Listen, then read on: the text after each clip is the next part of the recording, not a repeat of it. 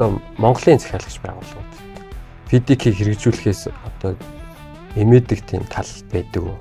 Өмнө нь яагаад Монгол улсын эдийн засаг сайн хөгжиж чадахгүй Улаанбаатартай шаваад исэн юм бэ гэдэг чинь юусэн одоо автоматтай л холбоотой байхгүй яг мэрэгшүүлэх сургалт болгонд одоо FIDIC осноо нэг тийм буруу биш гэж боддог байхгүй сургалтуудаа суугаал те асуудалгүй байж суугаа шалгалтаа өгч байгаа байхгүй тэгээ баг сургалтынхаа маргааш нь те ган болдохоос би ч яг хэрэгжүүлж ажиллаж байгаа шүү дээ те ган болдох энэ чинь хөлөө гэж залгаал асуугууд үгүй юу чиж өвчтөө сургалтанд сууж исэн мэт те гэрээгээ инженерт өг инженер чинь ширээний ном байх шүү дээ тэр гэрээ чинь библ байхгүй инженерийнх нь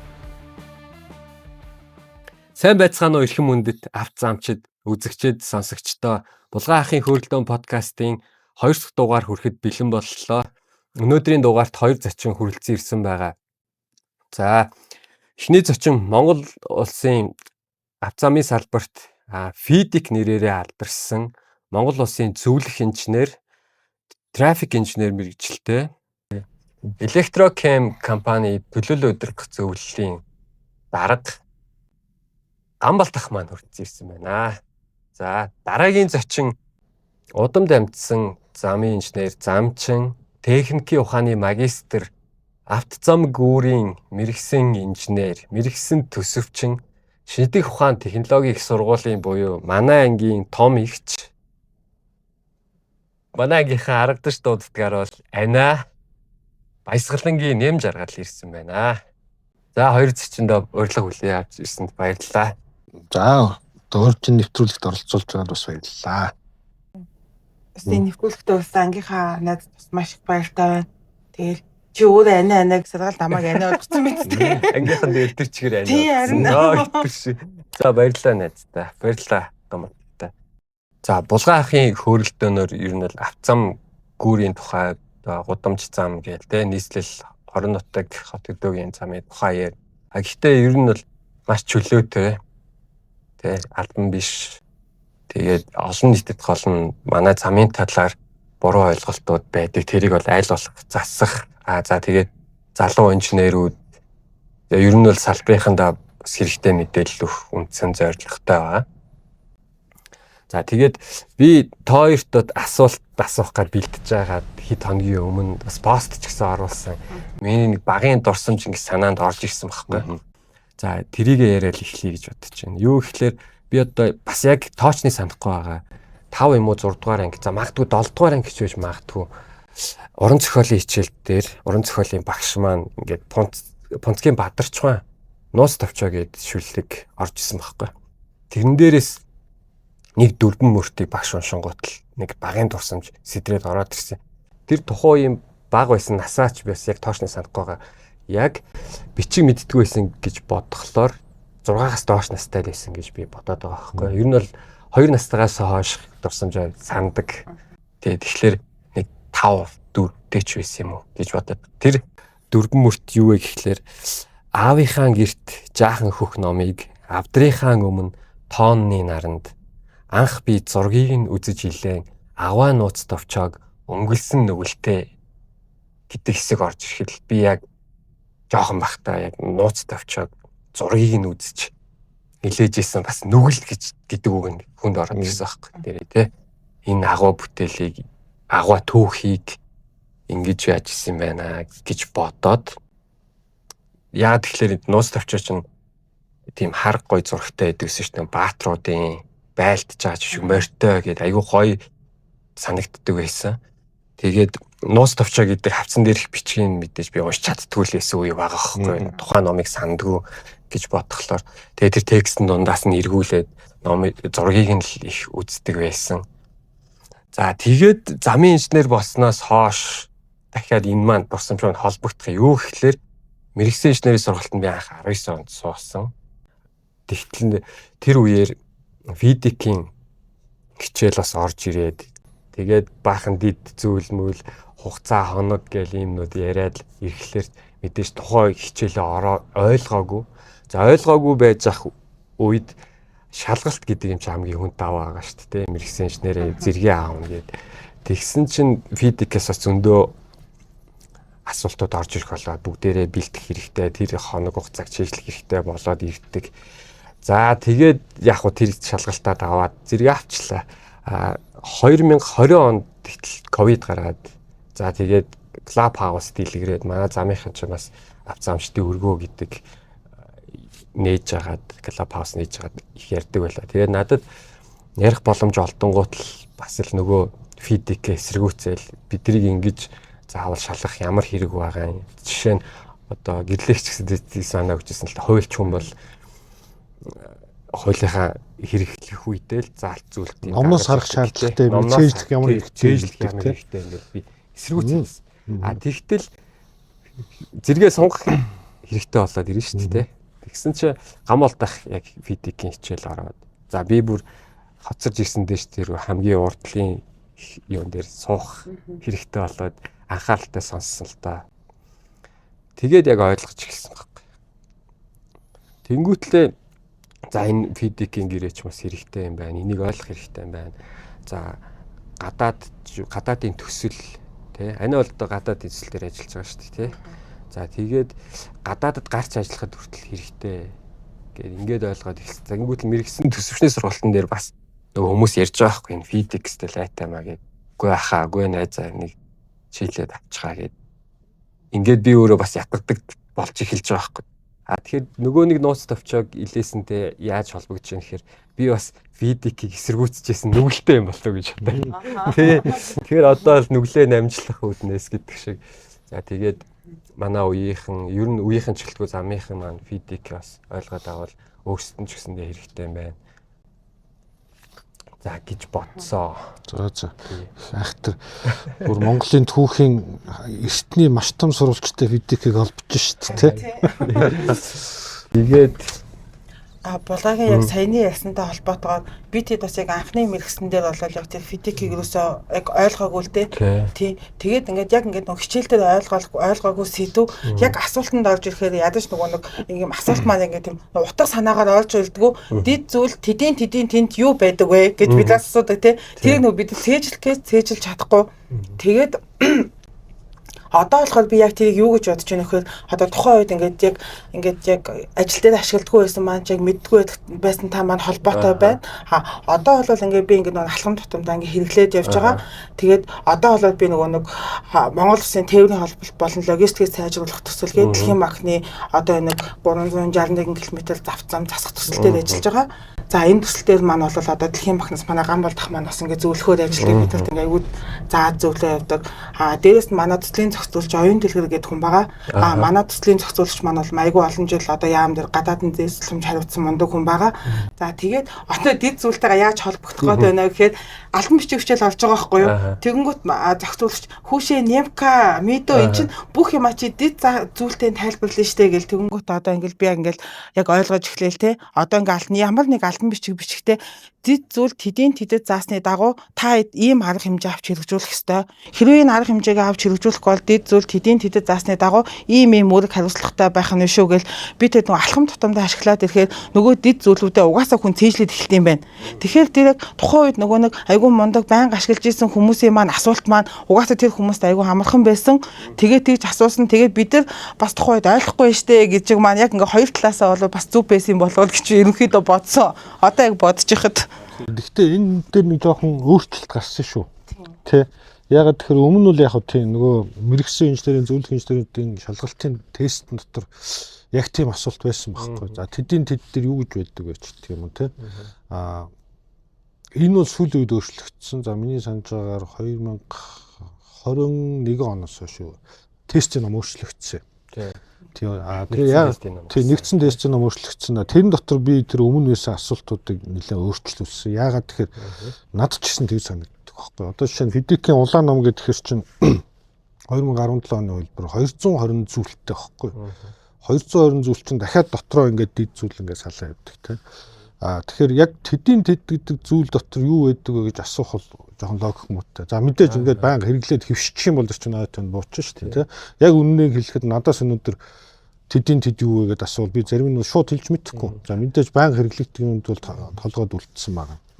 Тэгэхээр 21 оноос хойш тэр гарсан тестийн номнууд дээр байгаа асуултуудыг би бэлдсэн. Тэгээд би гэхдээ тэр асуултуудыг ямар логикоор бэлдсэн бэ гэхээр физикийн гэрээний үндсэн ойлголтуудыг л асуудаг болсон. Үндсэн одоо тэдийн тэд гэж юу вэ гэж асуудаггүй те. Одоо жишээ нь юу гэдэг захиалагч ийм шийдвэр гаргаж болно болохгүй. Залт дуртахгүй шүү дээ те. Гих мэтчлэн байдлаар оруулсан. Гэхдээ хоног өдрүүд бол байгаа. Нөгөө нэг ядаргаатай олон 56 28 ч гэдэг юм хоногуд бол байгаа. За энэ бол яг анх сурж байгаа хүнд бол сонсож жоохон ядаргаатай хэцүү мөртлөөсөө энэ бол нөгөө хүн яг толгоонд нь байж ах хэрэгтэй байхгүй. Яагаад хоног чухал вэ гэхээр энэ хоногоор дандаа үүрэг хариуцлагыг зохицуулж идэг учраас тий. Одоо юу гэдэг хоёулаа хоорондоо албан бичгээр харилцчихлаа гэхэд би чамд хүсэл тавихад чи надаа 14 хоногт хариу өгөх хэрэгтэй. Энэ бол гэрээ уншихгүйгээр хүн толгойд нь байж ах хэрэгтэй байхгүй. Гэдэг утгаараа энэ хоногуд бол суугаа явж байгаа нэг иймэрхүү жоохон өөр болсон байгаа шүү тийм.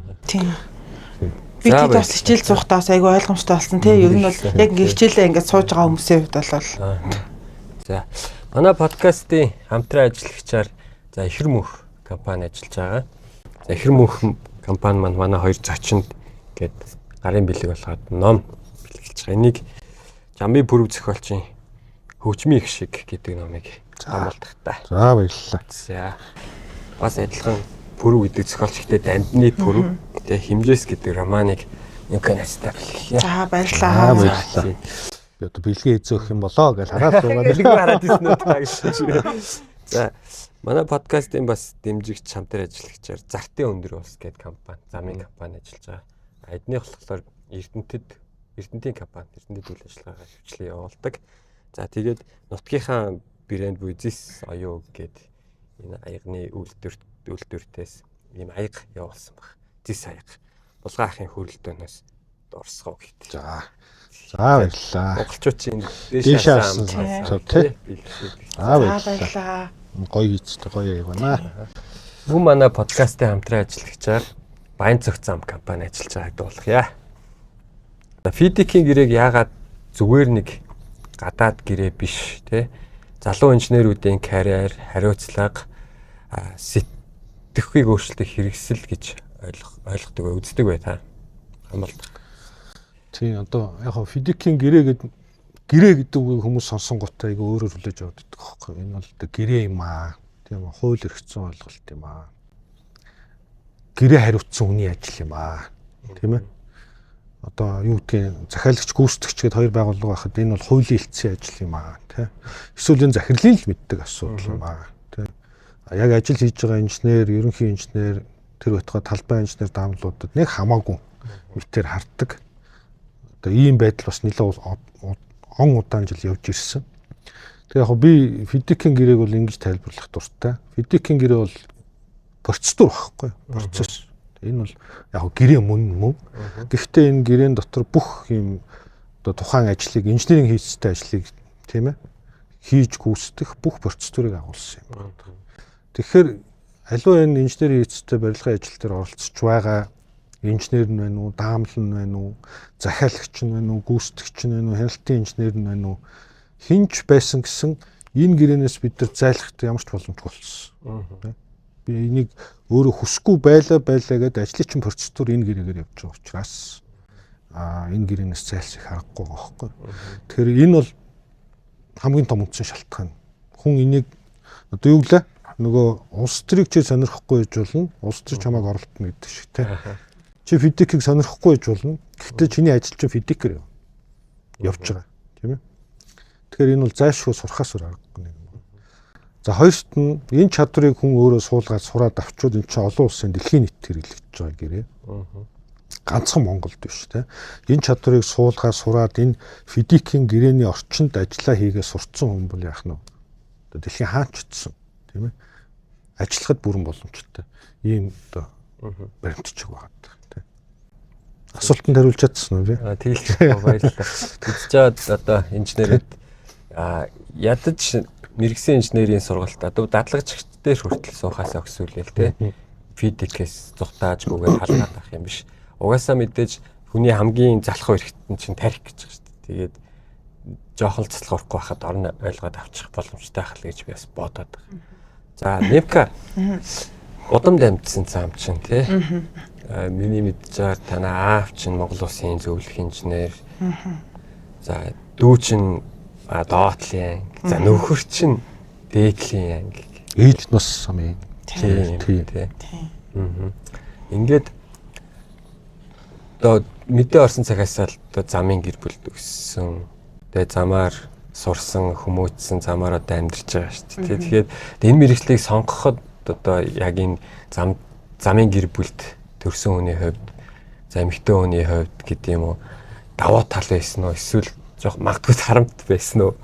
Энэ талаар дэлгэрэнгүй хариулж найз. За тэгээ ерөнхийдөө бол одоо ингээ манай ээж бас хин гамбалдгалтай замын салбарын хүн байсан.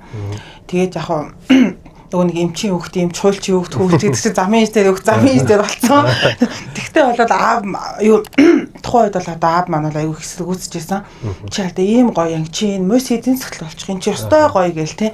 Тэгэл эхлээл нэг гуйж үзэжсэн сүулдэ уур нүрээд ууралсан тэгэл өөрөө мэдгүй юу гээл тэгэл замын ээж дээрийг сонгосон доо.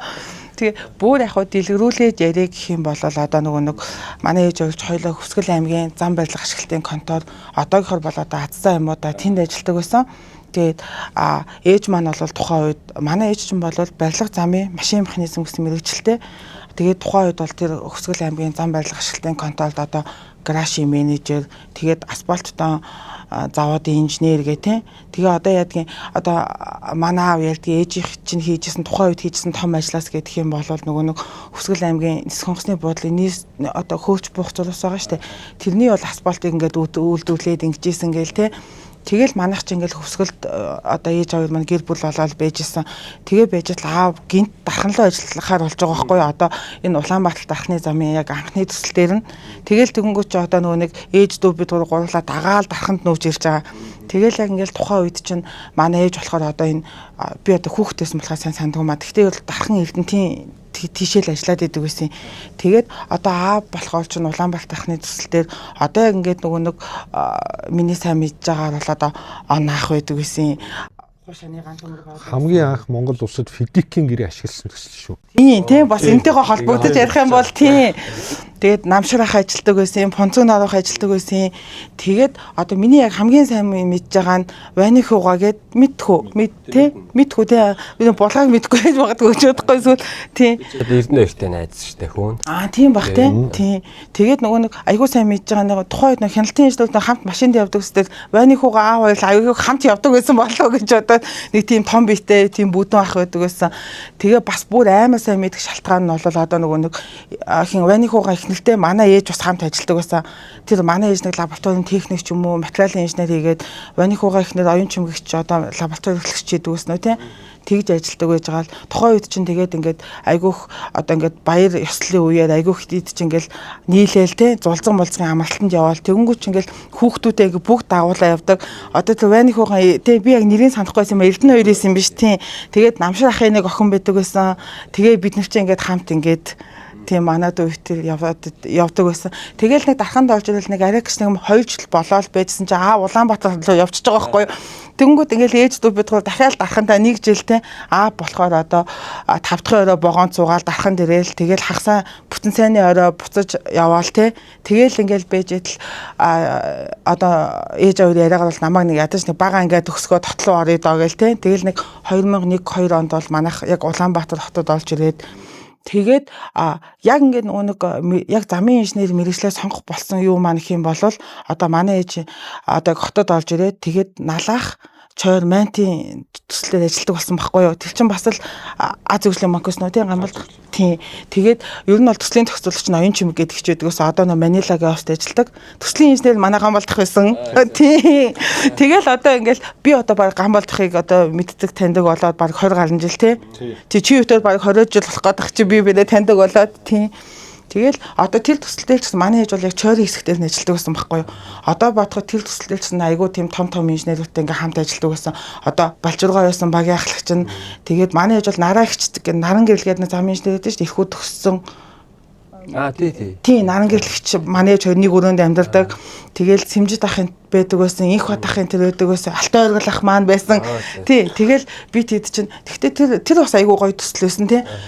Одоо бол ингээд тэр чойрын бүх барилгач бүгдөө ингээд хүнтэй болсон байлаа шүү дээ. Тийм. Одоо намайг зүүн тал тэр одоо нөгөө нэг тэр говь сүмбэр чинь энэ дээрээ богоон зогсдгон чойр доотлолтоо дахиад нэг цэргийн ангийн юутаа нэг хэсэг байсан шүү дээ. Тэр байшингууд нь одоо цэргийн ангийн хоногдсон байшингууд гээд бүгдөө хоосон. Тэгээд тэр төслийн хүрээнд ингээд нэг олцыг нь тэр чигээр нь засаад 1 2 давхартай офстой, доотлолтой лабораторитой 3 4 5 давхартай инженерүүд нь амьдардаг. Тэгээд яг одоо бол тийм байхгүй ч магадгүй байхаа. Тухайн үед бол би тий ажиллаж байгаа инженерүүдээ хүүхдүүдээ аваачихыг зөвшөөрдөг гэсэн. Тэгээ 100 болохоор ингээл яг хүүхдийн цэцэрлэг шиг ингээл тий бидэд ингээл гүйлдээл айгүйх тэгдэг байсан. Тэгэл бид эдээ чинь заримдаа ингээл ойрхон ингээл хөдөө явах болохоор ингээл цэмжид ахын тал талбаараа дагуулаа яваад бидэрт ингээ нэг рек бариулаад ингээл гүйлэх чинь бид нар хийж байгаа бас тий яг гоо дурсамжтай амнасаа гэвэл тэгэл ерөнхийдөө бол замын инженер ингээд айгүй гоё мэрэгжил юм байна гэж ойлгоол тэгэл ер нь бол би өөрийнхөө юугаал сонгосон доо. Одоо найз тэгэхээр юу яаж гинэ вэ? Хүүхдэд дагуулж төсөл дээр очиж гинэ. Үгүй. Тийм байгаа тухайн үед ядаж байсан. Тийм одоо л хүүхдэд бол дагуулж очихгүй шүү дээ. Ер нь тий манайхан ч очдгоо бах тий. Тийм. Хаяал зүгээр яангаас одоо тэгэл яг нэг хабын шаардлага мардлага энэ төр ч жоохон арай өөр болсон л та тий тухайн үед ч юм яг тэгэл авчдаг ус эдгээр чинь жоохон юм надад ингээл гүдэлээдэг байсан тий Мавс хажуугаар өнгөтэй чимээгүй өнгөрөөрөө гэл тэгэл хүүхдүүд эмчнийг 2 3 чимээгүй өнгөрөөл тэгэл байхгүй дахиад тэгэл нэг балжургаа загнуулахаар арай гайгүй нэг 2 3 удаа чимээ. Гэтэ балжургаа нэг загнахгүй жоохон чимээгүй уцгаа муу хогноод гэл тэгэл авахгүй. Гэтэ тэгэл тухайн үед гэсэн бас айгүй юу байсан тэр Ростын систем байсан юм уу те би тэр одоо манай эйжентлиг бол сард 2 удаа илүү сард 1 удаа 2 хоногоор гэртээ тий очихыг зөвшөөрдөг гэсэн. Тэгэл мэдээж яг нөгөө нэг илчээл те бүгдөө ингээл би яг тэрийг айгуу сайн санд юм өглөө унтмаар л байдаг те ээж мэж ингэдэг байхгүй. Одоо ингээд бүгдөө явахгүй одоо балжиргаа айгуу хүндлээд байгаа те балжиргаагаас илт очихгүй болохгүй өглөө илт гарна гээл 6 цагт ингээд босгоол босол хүүхдүүд аваа явж байгаа шүү дээ те айгуу илт босгоол тэгэл аваад яг машиндаа суугаа явдаг гэсэн. 2000 оны ихээр манай улсын автомобиль сүлж айгу одоогийнхтай харьцуулбал хамаагүй жоохон байлаа шүү дээ.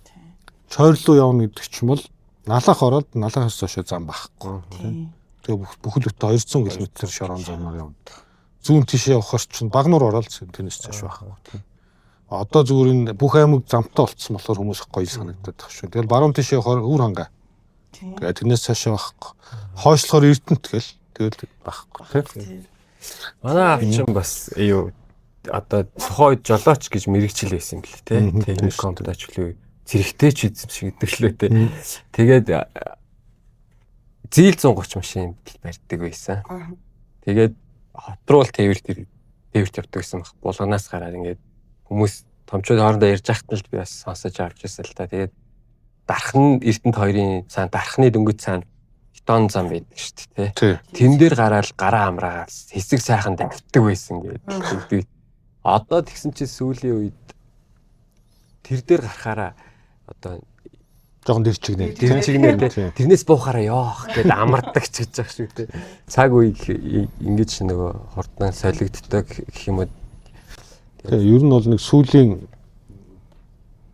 20 жилийн хугацаанд л та тий 20 жилийн хугацаанд Монгол улсын автомобиль сүлж огцом дэллээ шүү дээ. Бүх аймагуудаа холболоо. Одоо эхнээс нь хөлийн бомбтуудаа холбож байна тий. Хизээ ахта бид нар ингээл өглөө гараад одоо юу гэдгийг баян онгор төлөө бол өдөртөө очих гэсэн ойлголт бол хэцүү шүү дээ тий. Одоо бол гараад хагас өдөр дахиад орчиж байгаа шүү дээ. Говьалтай ч тий. Говьалтай ч орчин тий. Зөв. Тэгээ өмнөх дугаар дээр бас болроо дурдчихлээ. Сүүлийн жилүүдэд манай авцаамын салбар нэлээд хоцрогдсон байсан. Үе үеийн засгийн газрууд одоо хөрөнгө сайн оруулж төсөл хэрэгжүүлсэний үндсэн дээр манай замын салбар бол нэлээд сайн хурцтай хөгжсөн гэдэг. Тэгээд одоо нэг ийм үг өгдөн шүү дээ. Америк тийм ээ баян болохоор замтай байгаа юм биш ээ. Тийм. Замтай болохоор баян байгаамаа. Яг үнэн багхгүй тийм. Одоо Америкийн төвчин яаж хөгжсөн гэхээр хамгийн эхлээд төмөр зам авсан тийм үү? Төмөр зам ер нь бол хүний амьдрал бизнесийн эргэлт гэдэг чинь бол тээвэрлэлт шүү дээ тийм. Одоо connection гэдэг байгаа шүү дээ тийм. Холболт. Тэгээ тэрийг аль төрүүлж хийсэн улс л аль хурдан хөгжиж байна. Одоо манай улсын автомобилийн сүлжээний энэ том болж байгаа хөгжил бол аймагуудад орон нутгуудад илт мэдэгдэж байгаа шүү дээ. Автомобилаар холбогдсон аймгийн төвүүд ерөөсөө тэгэл автомобилаар холбогдсон дараа 1-2 жилийн дотор байгаа машиныхын тоо огцом ихсээл, зах зээлийн багтаамж нь ихсээл ингээд явчихж байгаа байхгүй. Тэгвэл би нэг юу асуулт асууя. Саяхан зурагтай л гарч ирсэн талаа нэг их хурлын гишүүн залуу гишүүн ярихдаа үндсэн хөрөнгө оруулалт хийх ёстой улсын төсвөөр 3 салбар байна. Боловсрол, эрүүл мэнд, эрчим хүч гэдэг. Гэтэл та одоо юу гэдэг чинь мэдгүй энэ улс төрж болохгүй л хальтаа. Гэхдээ нэг зам руу их хөрөнгө оруулаад байна шүү дээ. Тэ яагаад гэвэл энэ машин үйлдвэрлэдэг орнууд чинь зам руугаа их хөрөнгө оруулалт бий юм аа. Манайх бол тийм биш. Нөгөө 3 салбар руугаа гээд хөрөнгө оруулах их оруулах хэрэгтэй гэдэг ч байхгүй. Энэ тал дээр бас одоо ямар байр суурьтай гэдэг юм бэ? Яг манай улс ч бол их онцлог шүү дээ. Сая 500 мянган км квадрат нутагтай талын нэг тарчсан тийм үү? 21 аймагтай. Тэгээ өмнө нь яагаад Монгол улсын эдийн засаг сайн хөгжиж чадахгүй ялангуяа Хөдөө аймагуудаа бүх юм Улаанбаатартай шаваад исэн юм бэ гэдэг чинь ерөөсөө одоо автцамтай л холбоотой байхгүй. Яг тээврийн дэд үтсэлгээл та ганцхан зам шүү дээ. Одоо болдог бол замаа тавьмаар байна. Төмөр замаа тавьмаар байна ч гэх юм уу. Тэгэхээр ингэчээж манай улсын хэмжээнд цусны эргэлт гүөх гэдэг байгаа байхгүй. Гүйж тэ одоо эхнээсээ гүгдэх хэлсэн байж. Нэгдсэн үндсэн суцс тэ. Нөгөө талаас нь ч бас нэг юм батлан хамгаалахын ач холбогдолтой байгаа байхгүй. Автоцам байгаа газар хүн тогтож сууршаад байгаа тэ. Хэрвээ ингээд автоцамыг хүрдэггүй байсан бол бүгдээрээ Улаанбаатарт ирээл багшраад байгаа. Сая 2010 хэд оны 10-ад оны сүүлээр 20-ад оны ковидоос өмнө тийм үү? Нэг тийм үзэгдэл гарч ирсэн шүү дээ. Хотчих хөдөлгөөн чинь саарч байна гэдэг тийм. Нэг тийм статистик гарсан. Зарим аймагуд бүр хөдөлгөөн нөгөө тал руу гарсан шүү дээ. Статистик үзвэл. Тэр эн чинь юу хэлээд байна нөхөр? Тэнд хүн очиод амьдарч болох тийм зах зээлтэйгээ холбогдох юм сүлжээ үүсэж байгаа учраас нөгөө нэг төвлөрөл байхгүй болж байна. Эдийн засаг бүрэн гүйцэд эргэж байна. Тэнд таригдж байгаа тариа ногоо одоо малын түүхий идэн ч гэх юм уу те зах зээлтэй ирж орж болж байна. Тэгэхээр энийг хэн хийх вэ гэхээр мэдээж хувийн хвшил хийх боломжгүй, хувь хүн хийх боломжгүй. Улс хөрөнгө оруулж ижил хийдэг. Тэгэхээр олон улсын шиг одоо манай урд төвшин хятадын шиг ч гэсэн тийм биш. Баяжиг үл, хөгжиг үл тийм ээ замаа бариа гэдэг. Улс эхлээд тодорхой хэмжээний эрсдэл гаргаад хөрөнгө оруулалт гаргаад дэд үтцээ тавина. За энийг дагаад яг нь эдийн засаг нь өөрөө сайжирна. Холболтууд нь сайжирч байна. Тэгээд мөнгөтэй улсууд ч яадаг юм. Боловсролоо анхаарна, эрүүл мэндэд анхаарна. Тэгээд дараагийн эффектүүд гарч ирж байгаа байхгүй тийм. Мэдээж бус салбарууд чухал л та тийм. Би яг нь замын юм болохоор замаа их чухал болгож яриад дэж магадгүй шүү тийм. Ойлголтыг бас нөгөө талаас нь нэгтлийг хитрхи бариад олон нийт ойлгоод болохгүй шүү дээ тийм. Одоо тийм шүү дээ Ганбаатарын хэлтэнд яг санал өгнө. Одоо энэ сүүлийн үед бол ингээд залуучууд бас ингээд Улаанбаатар хоттой ингээд шаваалтах биш одоо ингээд мэдж байгаа шүү дээ болохоор бидний үеийнхэн ч гэсэн ингээд ер нь бол ингээд аймгийн төвд рүү шилжээтэй суушаад мэдээж ингээд зам баригдсан учраас нийслэл хотоосоо дутхгүй хэмжээнд аймгийн төвд хөгжиж байгаа шүү дээ тийм учраас тэнд ч гэсэн амьдарч болох юм байна гэд ойлгоцсон учраас бас одоо ингээд нийслэлээс ингээд тархан сууших тийм хүсэлтэй залуучууд аягүй их болж байгаа шүү дээ тэгэхээр бол манай зам болоод тэгээд замтай болж нөгөө боловсрал эмнэлгийн хүртээмж чинь замаа дагж байгаа байхгүй тийм. Тэнд одоо юу гэдгийг алслагдсан нэг аймгийн эмнэлэгт одоо том хөрөнгө оруулалт хийгээл хийлээ гэж бодъё тийм. Эмчин ирж очимоор байдаг тийм. Нөгөө том төхөөрөмж юмнууд чинь ирж очимоор байдаг. Төргөн тусламж нь очимоор байдаг тийм. Ингээл бүх юмудаа л одоо сургуульч гэсэн адилхан шүү дээ тийм. Сайхан сургууль энэ тэнд байгуулъя гэж байна. Зам байхгүй бол тэнд яаж очих вэ? Зах зээлтэй яаж холбогдох вэ? Эсвэл байхгүй. Тэгээд нөгөө талаасаа бас Улаанбаатар хотод очиод ирнэ гэдэг маань холын биш болчиход байна. Тийм олон юм шиг. Би хүртэл одоо их сургуульд оюутан болж ирэхдээ паз автобусаар л ирж ил шорон замаар явсаар хагаад л энэ заамарын нааталт холбогдол нэг ёх гэх нэг зам руу нэг ёх онтой идэх шиг. За тэгэхээр фидик рүүгээ эргээд орё те. За захиалагч байгууллага одоо Монголын захиалагч байгууллагууд фидикийг хэрэгжүүлэхээс одоо эмээдэг тийм тал байдаг уу? Бага. Тийм. Тэр нь одоо юу юм байна? Яг ер нь манай улс фидикээс ганцхан захиалагч биш. Гүйцэтгэгч гэсэн юм гэдэг тийм. Аль нь имиж байгаа. За зөвлөх компаниуд бас имиж байгаа. Ер нь аль нь имиж байгаа тийм. Мэдээж хэцүү. Энэ фидик ингээ өнөөдөр авчираад маа гэж болчдөг юм биш байхгүй. Энд чинь тодорхой хугацаа энийг ингээд манай улсад бүрэн нэвтрүүлээд бүгд ойлгоод ашигладаг болох юм тодорхой юм хугацаа хэрэгтэй. Хаанаас эхлэх вэ гэхээр энийг бид нар гэрээгээ орчуулахаас эхлэх шүү дээ тийм үү.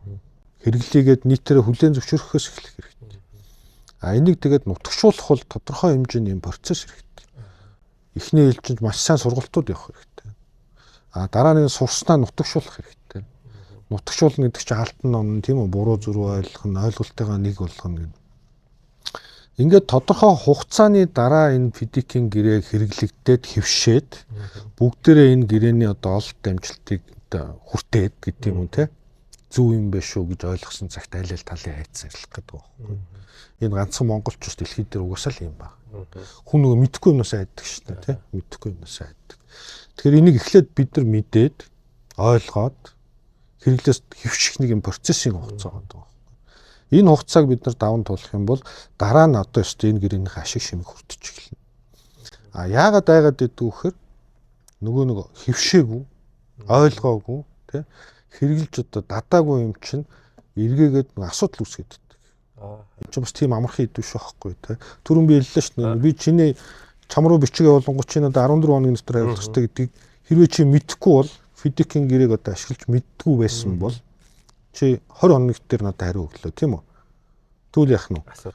Асуудал чиний талд очиж байгаа байхгүй. Чи буруутай болчихдог тийм. Гингүүч хариуцлагын асуудал хэрэгжиж шүү дээ тийм. Энэ бол хэцүү.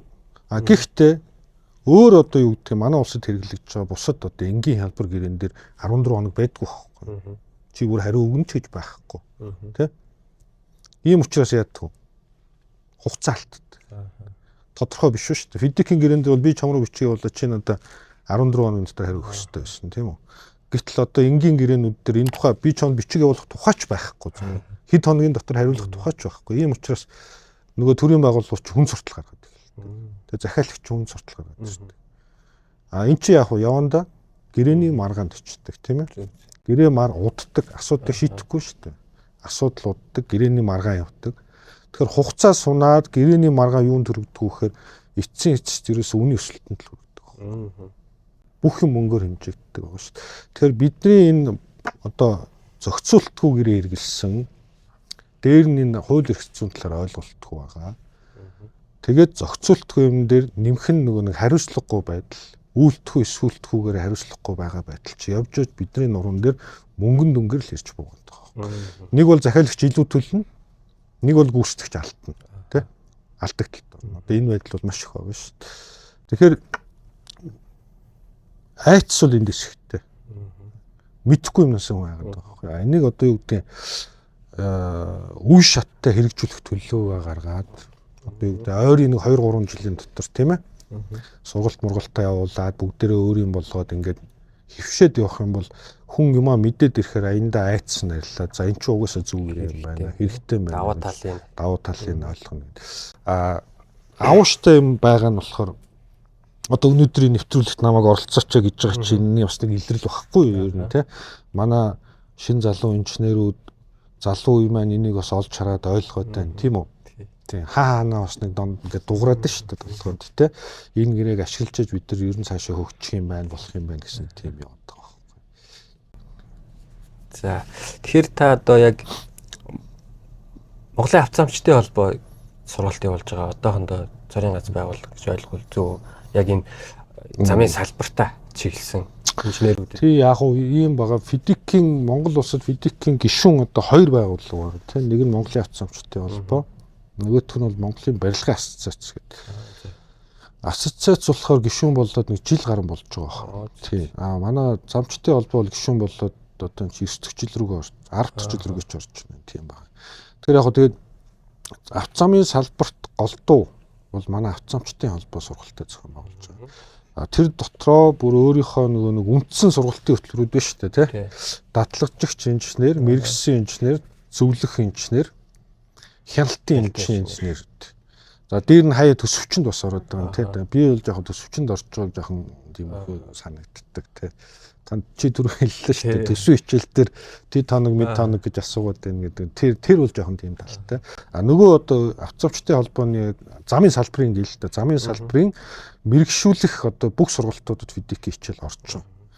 Тэгэхээр миний багцаалсан тоогоор нэг давхарцсан тоогоор магадгүй би нэг 1000 гаруй хичээл орсон баха. Яг саяны ярьсан сургалтуудаар тий. Энд яг зарим давтан сууж байгаа улсууч байна тий. давхуртаагүй тоогоор нэг 5-600 лав суусан баг. Гэдэг чинь тодорхой хэмжээний энэ дунд чинь ихэнх нь залуучууд байна. Тэгэхээр шинэ үеийн залуу автсан гүүрийн инженерүүд бол физикийн талаар би бол нэлээд гайгүй мэдлэг ойлголт өгсөн баг гэж бодлоо. Тэгээ энэ улс өөр одоо ингээл гоё нэг юм соёолол ингээл эхнийх нь одоо лайф дараал ингээл хэлж чинь гэж би хараад байгаа байхгүй тий. Гэтэ би бол одоо ингэдэж мэрэгшүүлэх сургалт болгонд одоо физик олсноо нэг тийм одоо буруу биш гэж боддог байхгүй. Мэрэгслийн инженертэй олж ин тий, мэрэгсэн төсөвчнээр олж ин, за хяналтын инженертэй олж ин тий. Яг ингээл яг энэ сургалтуудаа суугаал тий, асуудалгүй байж суугаа шалгалтаа өгч байгаа байхгүй.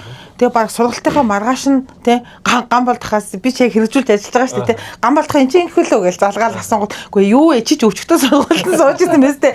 Тэгтэл бас асуумаар яг хэрэгжүүлэхээр асуумаар юмд гарч байгаа байхгүй. Тэгэхээр би одоо 3 жилд нэг удаа физикийн сургалтанд одоо тэр сургалт яг адилхан байсан ч гэсэн хамаагүй би бол тэрэнд суухтаа бол ингээ бүх ингээд юмас сэргээж байгаа учраас надад бол тэр айгу зүгээр хэвсээ санагддаг. Ер нь бол байнга ингээ сэргээгээд тий.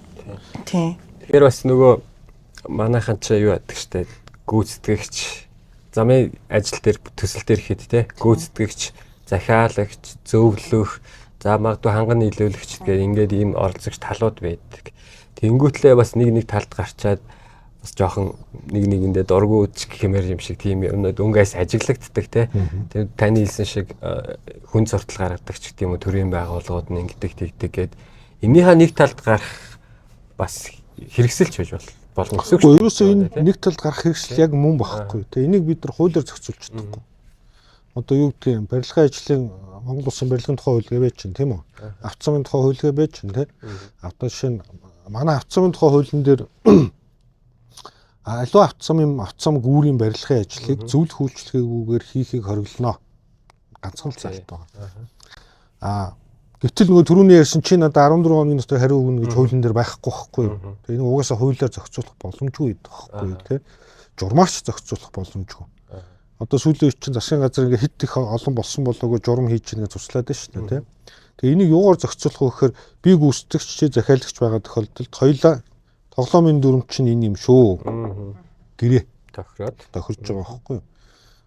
Чи надад 14 хоногийн дотор хариу өгөхгүй бол би чамд зөвшөөрсөн гэж үзээд би ажиллаа хийлээ. Гэсэн тоглоомын дүрм биш үү тий. Энийг яагаад ингэж хийгээд байгаа юм гэхээр энэ ганцхан Монголд тулгарсан асуудал биш тий. Манайхан л сүүлийн үед одоо барилгын ажил ихсээд эрчимжээд энэ тухай ярьдаг болсон болохоос биш. Одоо дэлхийд чинь 100, 200, 300 жил бүтээн байгуулалтын ажил хийж штэ бусад орнууд. Тэгээ яг ийм асуудал тулгарсан учраас энэ физик гэдэг байгууллага чинь байгуулагдаад энэ гэрээгээ хийсэн байгаа байхгүй. Энэ физик ч одоо байгуулагдаад 113 жил болж байгаа байгууллага тий. Хамгийн анхны жишг барилгын ажлын гэрээн гараад 70 жил болж байгаа. Тэгэхээр энэ одоо бүх инженерингийн салбарт захиалагч гүйцэтгэгч хоёрын хооронд үүсээд идэг проблемыг л шийддэг л одоо процесс ганцхан гэрээ биш үү? Яг гэрээ. Гэхдээ энэ бол дотор нь байгаа бүх процессыг ингээд зохицуулсан байгаа л юм байна. Нэмээд асуухад юу яж болох вэ те? Одоо хабын тал дээр гэхэд юу яадаг юм л шүү дээ. Цусаар бичигдсэн дүрм гэдэг шүү дээ те. Тэрнтэй адилханаар одоо 70 жил болсон гэдэг чинь энэ хугацаанд ингээд төвшөөл ирсэн гэж ойлгож байна шүү дээ. Бүр одоо нэг асуудал гараа болохгүй бол тэрийг засаад ингээд уламжлал төвлөрүүлж байгаа. Тэгж байгаа. Одоо жишээ нь барилгын ажлын гэрээний улаан ном гэж байгаа шүү дээ, тийм. Улаан ном бол яг ингээд үндсээрээ өөрчлөгдсөн нь бол 4-5 удаа өөрчлөгдсөн. Одоо хамгийн сүүлийн хөлбөр нь 2017 оны хөлбөр байгаа байхгүй юу? Тэр яадаг вэ гэхээр тухайн одоо өмнөх хөлбөр дээр гарсан алдаануудыг засаал яваад байгаа байхгүй юу? Эхлээд хамгийн анхных нь одоо гарсан тэр гэрээ нь ямар хүчин байсан те тэрийг бол би олж үзээгүй. Гэхдээ байдаг. Үүнээс хойш ингээл нэг тодорхой нэг 10 гаруй жилийн давтамжтай өмнө энэ гэрээн дээр болохгүй байгаа юмнуудыг сайжруулаад яваад. Ягаад тэгэхээр физик ч өөрөө дэлхийн 110 орны гишүүнчлэлтэй байгууллага байхгүй тийм. 2 сая орчим инженер ингэж ямар нэг байдлаар оролцож ажиллаж байдаг. Тэгэхээр тэр олон инженерүүд чинь ингээд мэдлэг нийлээл хөрөмтлөгдөд байгаа байхгүй. Энэ гэрээний чинь тэдийн тэдгээр заалтан ингээ болохгүй шүү. Тэдийн тэдэн тэрнтэйгээ зөрчилдөд биш шүү тийм ээ. Эсвэл энэс ч болоод маргаан үсээд шүү. Маргааны үнцийг тавиад шүү гэд ингээд байнга сайжраа явдаг. Тэгэхээр 2017 оны хөлбөр бол хамгийн эцсийнх нь хөлбөр. Эцсийнх жоо сүүлийн хөлбөр тийм. Одоо удахгүй магадгүй чинь 17 гэдэг чи юу юм? 17 дотроос 8 жилийн өнгөрсөн байна шүү дээ. Тэгээ одоо дахиад нэг 2-3 жилийн дараа дахиад шинжлэхдэх байх. Гэхдээ эн чинь шинжилж гин гэдэг авчиад бүр ингээд цоо шин юм хийгээгүй. Кейсүүд гарч ирээд. Кейс гарч ирээд дунд нь байгаа алдаатай юм засаал яваад. Засаал яваад. Мэдээж бол одоо бүр нэг төгс төгөлтөр болсон гэж хэлэх нь хайшин тийм. Фидикийн гэрээний өөрийнх нь хамгийн сул тал бол нүсэр том гэрээ баг. Өөртөө ч тэрийг зөвшөөрдөг тийм. Гэхдээ нүсэр том байхаас өөр аргагүй байгаад байдаг. Тэгжээж энэ харилцааг ингэж бүтэн зохицуулж байгаа байхгүй. Бэг бол. Тийм. Тэрнээс одоо болдог бол ингээл багасгаал юмэр шүү дээ. Гэтэл энэ бүх энэ инженерийн байгууламжийн барилгын ажлын гэрээнүүд төр үүсэж байгаа процессуудыг ингэж одоо залруулаад засаад одоо дундах нөхсөвийг бөглөөл явсаар байгаад одоо нэг иймэрхүү гэрээ болчихж байгаа байхгүй. Багасхыгээд түрүүний 14 хоногоо арилгачвал тэгэл нэг юм тодорхойгүй. Тийм нэг юм тодорхойгүй болчихж байгаа байхгүй тий. Зөв. Эмэгтэй инженерийн хувьд найз одоо сорилтуудтай бас тулгарч илээсэн баг те. Монголын автозамын салбарт, ер нь барилгын салбарт гэдэг юм уу, эмэгтэй инженер гэлтгүү, эмэгтэй хүмүүс арай цөөхөн байдаг, цөөх байдаг. Манай ангид хүртэл те гэдэг шиг.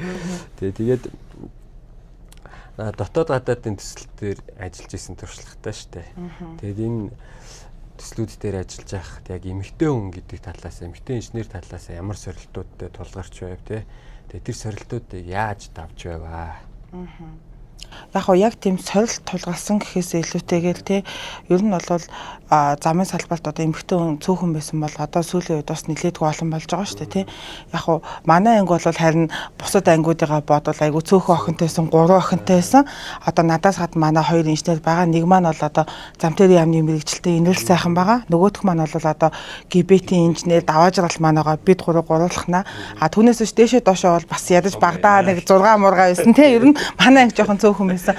Тэгээд яг эмэгтэй инженер гэхээсээ илүүтэйгээр ер нь бол эмэгтэй хүн чинь бол бас ингээд нэг ажиллаа ингээд хийгээд карьераа өргөжлүүлээ, мэдлэг боловсруулаад дээшлүүлэхээр ер нь бол бас жоохон хэцүү байдаг штэ тий. Эмэгтэй хүнтэй харьцуулахад тий. Эхтэй хүн бол сургууль төгссөн цагаас өсвөлээд одоо ингээд карьер бүх юм ингээд одоо тасралтгүйгээр өсгөх боломжтой.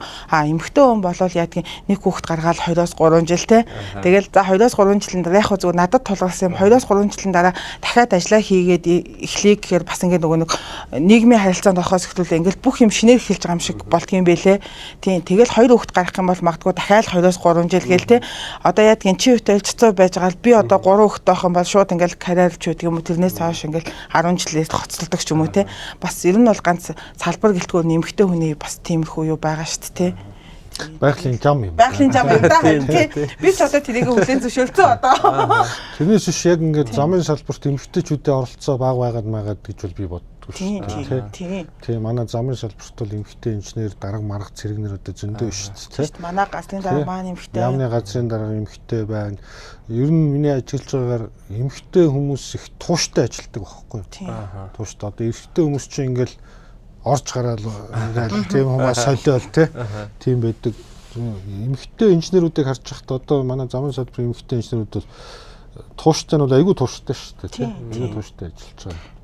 Та төсөл бас олон эмэгтэйчүүдтэй гэсэн. Харин тийм одоо манай төсөл манай төслийн зохицуулагч маань бол бас автозамын инженер эмэгтэй хүн байгаа. Тэгээ манайх ч одоо 11 хүнтэй 2 эмэгтэйсэн эмэгтэй хүн байгаа. Чи баг булгаа надаас замын салбарын эрэгтэйчүүд ирэх ашиг гэж асуух хэрэгтэй. Тийм. Баг 90 хүн эмэгтэй байгаа байхгүй эдгээр төсөлтөд. Тийм. Тэр сүүлийн үед бас 10 жилийн хүүхдүүдээс хүртэл гарч иржсэн шүү дээ тий. Хөвгүүдэд бол эмэгтэй хүнд гар үрж болохгүйгээр хүмүүжүүлээд байдаг. Гэтэл нөгөө талаас охтууд нь давраад хөвгүүдээ зодоод идэх ч гэдэг юм уу. Тэр шиг бол юу та хэлүүлэх гээд байна үү те. Арайч зодчихгүй байгаа хаа тий. Гэхдээ яг одоо бол бас ингээд нөгөө нэг ингээд боломжууд аягүй их нэгдэж шүү дээ. Одоо ингээд эмэгтэй инженерүүд ч юм одоо ингээд хүүхд мөхтэй зохицуулж чадах юм бол одоо зургийн компанид ч гэдэг юм уу те. Ингээд гэрээрээ зураг зураад зөвхөн өрг даалгавраа аваа те. Тийм боломжуудыг бол одоо ингээд сүүлийн үеийн залуучууд маань аягүй их олгож байгаа шүү дээ те. Яг би саяныхаар нөгөө юу хэлэх гээд байгаа юм гэхээр замын салбар бол эмэгтэй хүн тийм хатуу хаш салбар биш юм шүү л гэж хэлээд байгаа байхгүй тий. Одоо ингээд ажил төрлөө хийгээд ингээд карьераа ингээд хөөгөө явж байгаа эмэгтэй хүмүүс зөндөө байгаа байхгүй замын салбарт.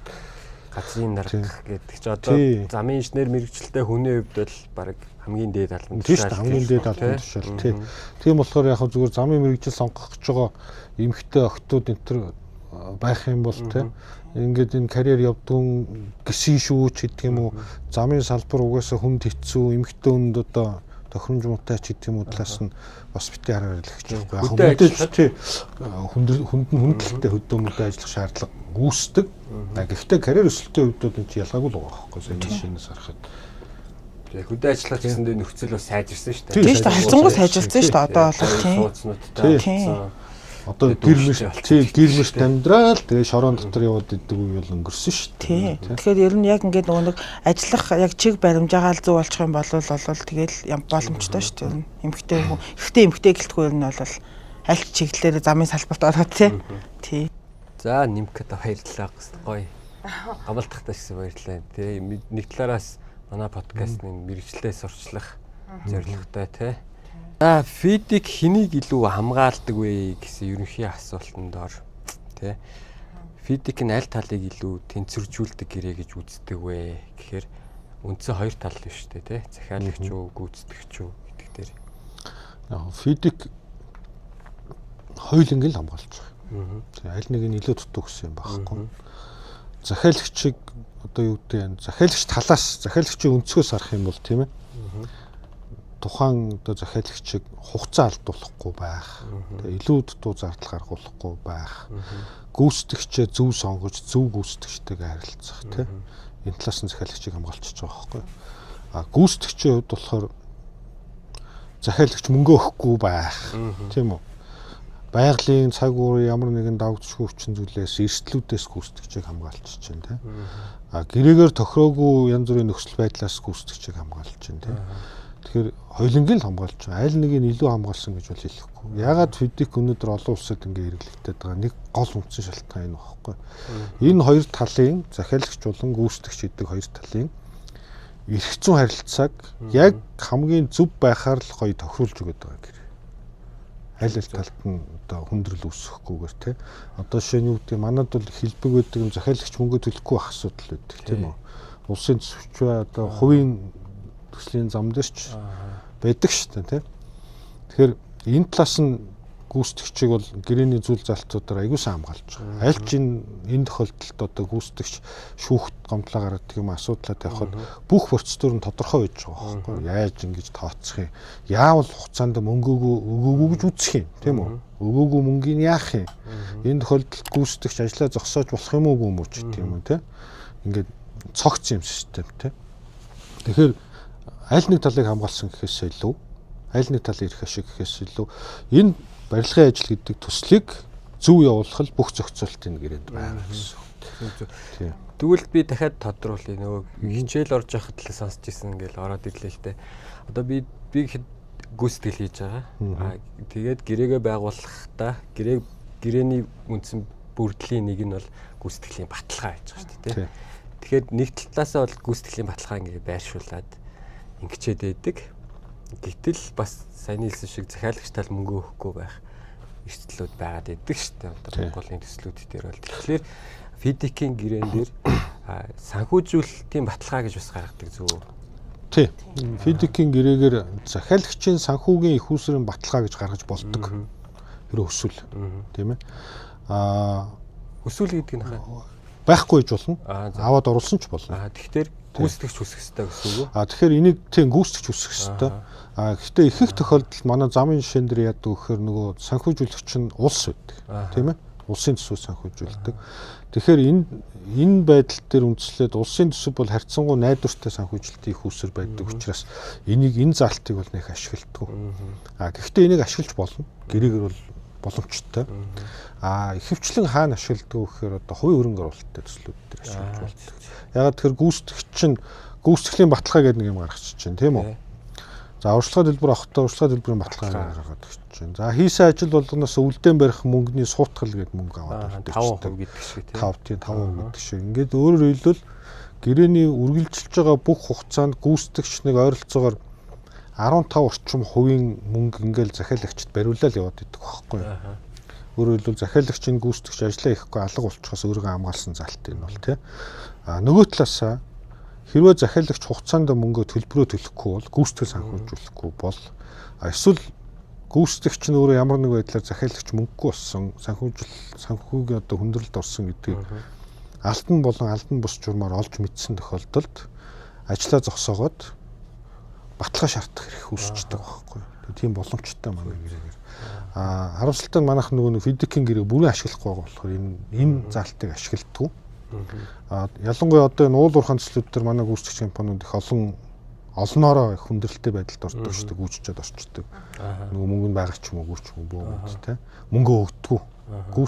Фидикийн гэрээ ч юм бол гүйцэтгэгч урьдчилж мөнгө гаргаа ажиллаа хийгээд дараа нь санхүүжилт авдаг юм төрлийн гэрээ. Баахан мөнгө гаргаад юм хийцсэн байдаг. Нөгөөх нь мөнгө өгөхгүй болохоор гүйцэтгэгчд алдан гус гэдэг тийм. Тэгэхээр энэ тохиолдолд бол хувийн юм дээр одоо хувийн хөвшлийн хөрөнгө оруулж байгаа төсөл төр энэ гүйцэтгэлийн санхүүжилтийн баталгааг гүйцэтгэж шаардаад ажиллах юм боломжтой. Одоо банкны баталгаа нэг адилхан тийм. Хүмүүс гаргуулж ажиллах бол. Тэ итгэлтэй ажиллах юм шүү дээ. Тий итгэлтэй тий ажиллаа юм гэсэн. За Невкагийн хувьд одоо төслийн инженер хийж байгаа шүү дээ. Тэгэхээр энийг одоо фидикийг инженерийн хувьд та энэ тэнцвэрийг бодит төсөл дээр яг мэдэрчээсэн үү? Тэ яг кейс гэдэг ч юм уу тий. Яг одоогоор кейс гэхээсээ илүүтэйгээр яг сая бол яг ган болдохын хийснээр болвол тий гүйцэтгэгчд одоо яг тэнцвэрийг л хадгална шүү дээ тий. Ер нь бол одоо ингээл захиалагчид шалтгаалсан магадгүй ингээл зураг төслийн асуудал ч гэдэг юм эсвэл нэг одоо би нөө бодит юм дээр газарчлалтаар асуудал үүсээд нөө гүйцэж ажиллаа хэрэгжүүлж чадхаа боллоо шүү дээ. Хэрвээ тэгэх юм бол энэ дээр хугацаагаа сонгуулах, мөнгөө нэмж хэмжлэх эрх нь одоо тэр гэрээн дээр ингээд тусгатаад өгсөн ч байд юм уу. Тэгэхээр бол гүйцэтгэгчийг бас тэнцвэртэй байлгаад байгаа. Захиалагч талаасаа бол гүйцэтгэгчтэй гэрээнийхээ хугацаанд одоо ингээд гэрээнийхээ давах ажлуудаа хийхгүй байх юм бол захиалагчийн эрх ашигыг бас ингээ хамгаалсан яг ингээ ган болдохын цайны хэлснээр болвол ерөнхийдөө бол яг ийм зохицуултаа л байгаа. Тийм аль альдаа ингээ тэнцвэртэй аль болох эрсдлийг бага ойлгох тийм аль талынхаа үүрэг хариуцлагыг бүгдийг ингээ тодорхой болгоцсон байдаг учраас ер нь бол одоо ингээ хэрэгжилтийг хангаж ажиллаж байгаа одоо ингээ тийм төслийн нэгжч байдаг юм уу бидний хувьд бол бас айгүй амар байдаг. Тийм гүйцэтгэгчид ашиглаад явж байна. Тийм одоо захиалагчийг илүү хариуцлагатай л болгож байгаа юм байна тийм.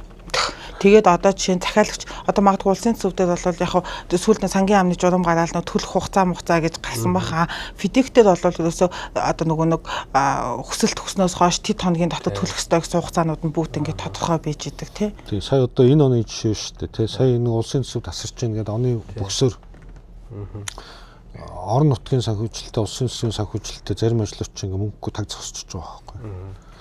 Фидикийн гэрээнд энэ тохиолдолд яадаг вэхээр шууд тухайн улсынхаа арилжааны банкны хүүттэй тэнцүү хэмжээний алдан тооцоод эхэлдэг. Бүр. Тийм зохицуулт байхгүй. Тэгэхээр яг гүйцэтгэгч захиалагч мөнгө хугацаанд нөхгүй гэж болно. Угсаа тийм тохиолдол байж болно шүү дээ. Ямар нэгэн асуудлаас үүсээд тийм үү. Гэхдээ энэ хугацаанд бол ямар нэг байдлаар заавал арилжааны банкны хүүттэй тэнцүү хэмжээний алдан тооцоод явчихж байгаа байхгүй. Тэгэхээр нөгөө мөнгө авч чадахгүйсэн чи яах нь би арилжааны банкнаас итгэл дүүрэн зээл авчлах нь шүү дээ. Өөрийнхөө юмыг хаахын тулд тийм ээ. Зээл авчлаа. Миний зээлийн хүүг захиалагч төлж байгаа. Тийм байна. Гэтэл давуу талууд нь одоо харагдчихл эхэлнэ л тээ. Тэгэхээр одоо манай гүйцэтгэгч нурман ч гэсэндээ тий энэ инженерүүдээ очиж сурах талаас төлөвөө анхааруул хэрэгтэй юм байна тий. Гэхдээ нэг юм байгаа шүү дээ. Инженер сургаад нөгөө нэг барилгын ажлын гэрээ фидикийн гэрээ ашиглаагүй сайнх ч байхгүй шүү дээ тий. Тэгтэлтэй бас надад л тохиолдсон кейс л дээ. Бид гэрээ байгуулах гээд очихлоор захиалагч талын алтангийг тусахгүй байгаад тий.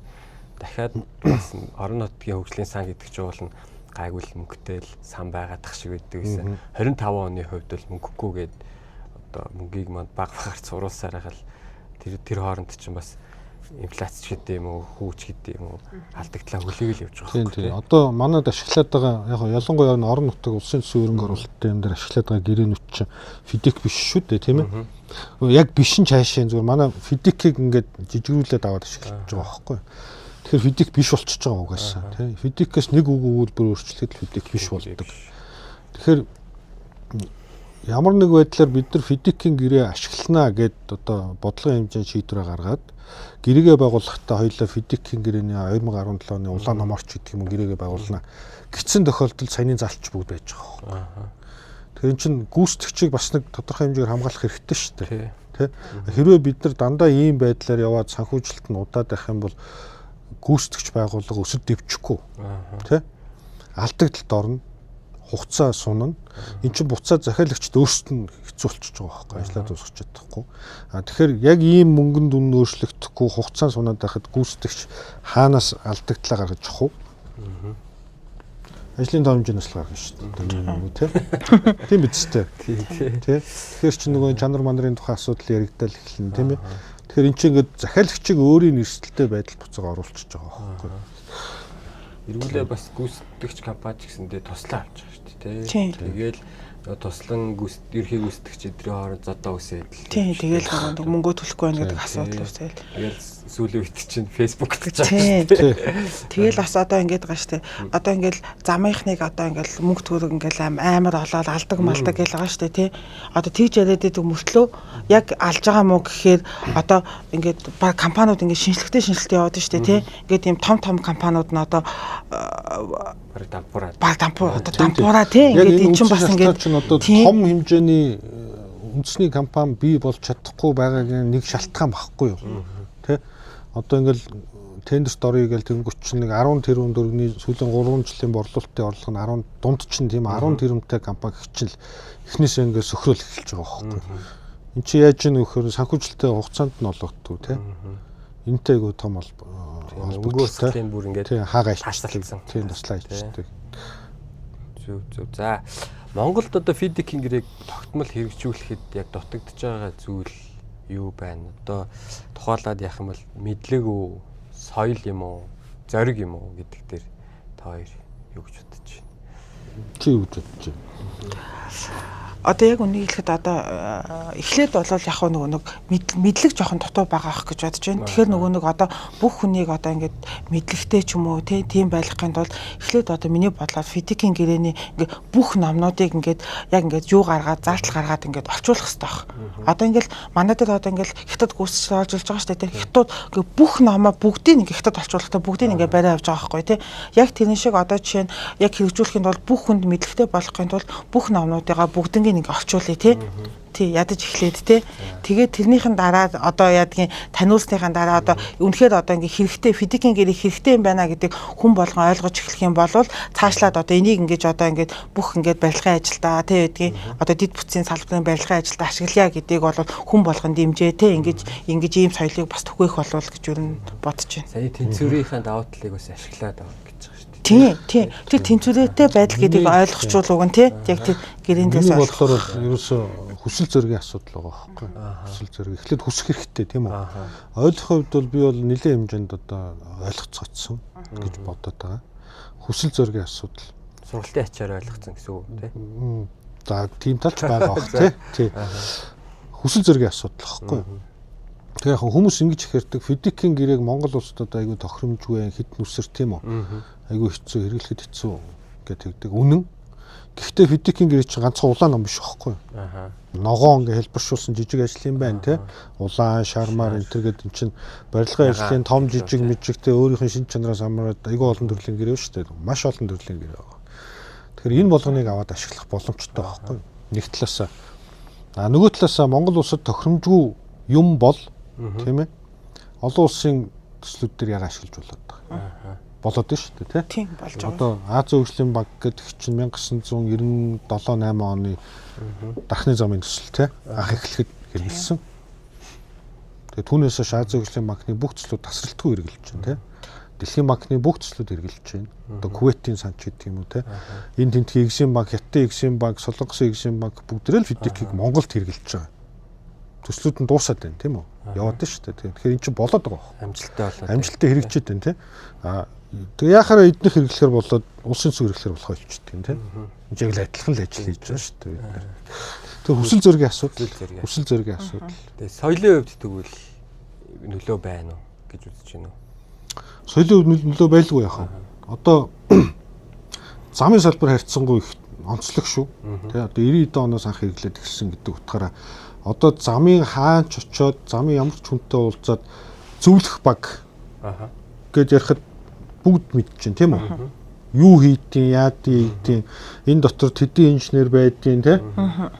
Бүгд мэдчихэж шүү дээ те. Гүйцэтгэл өччихээн тийм үү?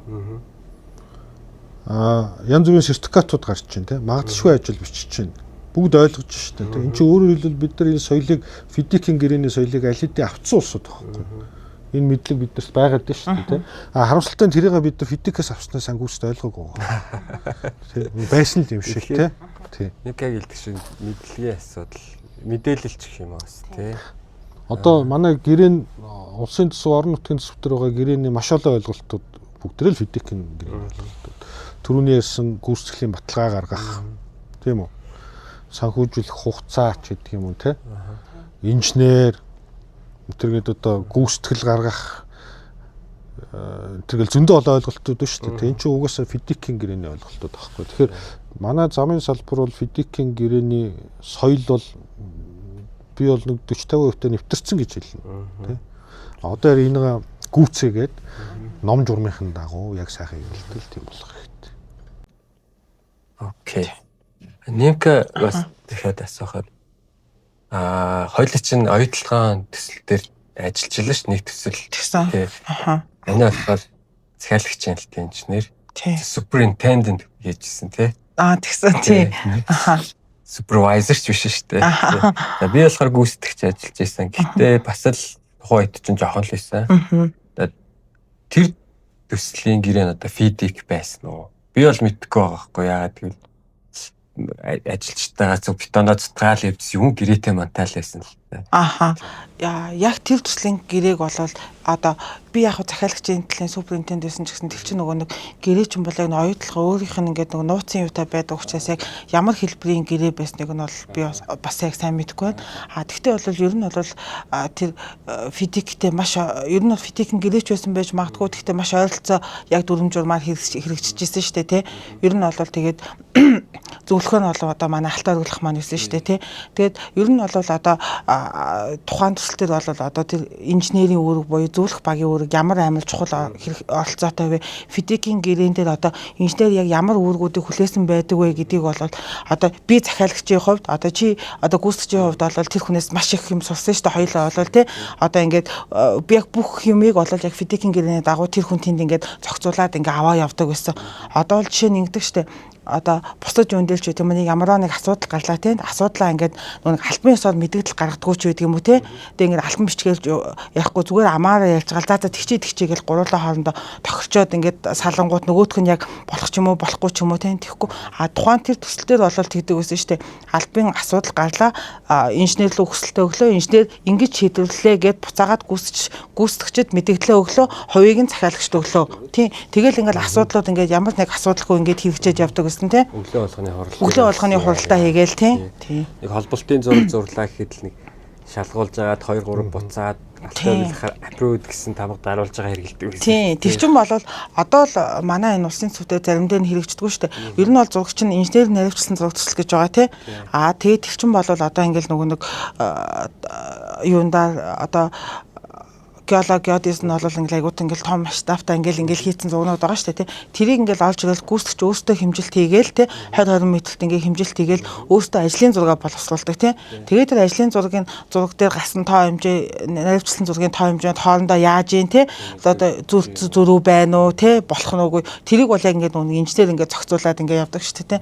Ер нь бол яг би бол яг тэр төслөөс бол яг ингээд алтаа өргөлахын яг ажиллаж байгаа арга барилаас бол айгүйх тэрийг бол айгүйх сурсан. Нөгөө талаасаа оюутлага гэхээр нөгөө аюулгүй ажиллагаан дээр бас их юм сураад гараад. Тэгсэнтэй аюулгүй ажиллагаа тий. Тэгэл яг хуу анх ингээл очиход бол бас айгүй хүнд байсан л да нөгөө манай Монгол замын компаниуд бүгд очиод ийм тэнэг юм бахтай байдаг. Энэний төлөө ингээл ажил зогсоолоо мохсоолоо гээл тий. 1.5 метрээс өндөр гингүүт өндрийн ажил. Өндрийн ажил болчин тий. Тэгэл хязгаарлагдмал болчин гээл тий. Тэгэл ингээл зүгээр нэг хүн кассахгүй талбай дээр явхад л энэ шууд зөвчл олгоод ажил тий зогсоох хэмжээний ч байдаг юм уу тий. Тэгэл яг иймэрхүү асуудлууд үүсэл тэгэл яг би ч гэсэн одоо ихэндээ аюулгад авчаад ингээл ах гайхдаг байсан болол нөгөө нэг ойлгож айгүйх сургалтууд хийдэг. Сургалтууд хийсний дараагаар бол нөгөө чиний ярьдаг бүх хабын одоо ингээд ийм хууль журмууд цусаар бичигдсэн гэдэг шиг ер нь бол тэгэл тиймэрхүү асуудлууд. Хаб дээрс чи юу харагдаж байна нөхөр нэг юм харагдаж байгаа. Монгол хүнийг юмын заагаад тийм үү? Чи юм байх ёстой шүү гэдэг сургалтын нөгөөд ном журмаа мөрдүүлвэл яг тэрэн дотор нь ажиллаж чадчихж байгаа. Тэр ойлгоход тэр ямар байх ёстой яг тэрэнд нь ороод малгайгаа өмсөөл ингээл ажиллаж болж байгаа ч тийм. Тэгэхээр аливаа захиалагч тийм ээ. Аливаа захиалагч нийслэл нь байна, улс нь байна, юу нь байна. Энэ журмаа хэрэгжүүлэе гэж өөрсдөө шийдээд энэнийхээ талд ажиллах юм бол ямар ч монгол хүнд хэрэгжүүлэх чадвартай л байхгүй. Тийм биз дээ. Тэгэхгүйгээр одоо юу гэдгийг Монгол арай болоогүй, манай улс одоо хөгжөөгүй тийм. Инженерүүд маань одоо бэлтгэдэггүй энэ төр гэж бол ярьж болохгүй байхгүй. Нөгөө хүсэл зөрөгчин энэ байхгүй тийм. Хүсээд зориод энийг хийх юм бол эн чинь альч монгол хүн очиод ойдлоход очиод одоо манайхан ярьдаг шүү дээ монгол хүн гадаад чунгуудаа шүл саяхаа хөлөө тавьддаг болчихсон тийм. Яг адилхан байхгүй юм чинь ягаад тэгэхээр тэр дөрвөн журам л тийм л байгаа байхгүй тийм. Одоо гадаадууд болвол одоо чинь ингэж байгаа байхгүй чиний өвөө юу идэгсэн бай тий а гэл асуунгууд одоо чинь би одоо ингээл манай өвөө мэ эмч байсан эхлэн байсан ч гэдэг юм ингээл хэлж байгаа шүү дээ тий аа тэгэхээр чи 3 дахь үе ажилчин байна гэл ингээл бид нартай нөгөө ингээл зарим хүмүүс асуунгуудаа малчин байсан ч гэдэг 2 дахь үе ажилчин байна тий одоо би ингээл анхны удаагийнх нь ингээл одоо ажил эрхэлж байгаа хүмүүс гэл тэнгуут одоо ингээд одоо гадаад хүмүүс яагаад ингэж энэ хабыг мөдөөд байна вэ? Тэр хүмүүс айл үжи 9-10 дахь үеийн ингээд ийм ажилтнууд ингээд болцсон учраас тэр хүмүүсийг угаасаа л анханасаа мөрдөх ёстой гэсэн соёлд яатсан байгаа. Одоо монголчуудад магадгүй дөнгөж эхэлж байна. А тэгтээ бол ингээд мөрдөө явнаа. Энэ бол ингээд одоо ингээд мөрдөхгүй байгаа нь ч би ойлгож байна. Мөрдөөд эхэлж байгааг нь ч бид нар ойлгож байна. Тийм яг тэгж тайлбарлаж ирсэн бас. Тийм. Шууд 1-р үеэсээ сураад эхэлж байгаа ч юм. Хүмүүс ч байна, 2-р үеч байна, 3-ч байна. Тэгэхээр тэр нөгөө нэг хүн ингээд үйлдвэртж байдаг юм ингээд ажил эрхлээд ирэхээр хүний ингээд бодол юу ингээд айг өөр болоо 4 журмын шууд яадаг болно гэд хүлээж авдаг болно гэд. Монгол хүн ч гэсэн журам захирагдаж болдог байх. Болдог байх нэ тий. Өдөлчин ч гэсэндээ тий. За би гамбалтахаар бас нэг юм яг ингээд хэлүүлмээр санагдаад байгаа байхгүй. Нэг юм ойлголт байна. Зураг төсөл. Зураг төсөлгүйг бол захиалагч мөнгөө төлөөд хийлгээд авчихсны дараа захиалагчийн өмч гэж фидик дээр байгаа шүү дээ тий. Фидик дээр байгаа гэж ойлгож болох угаасаа л ер нь бол тийм л үстэй тий. Асуултаа дуусгач. За. Тэгэхээр за өмнөх дугаартаас очроогш хэлсэн.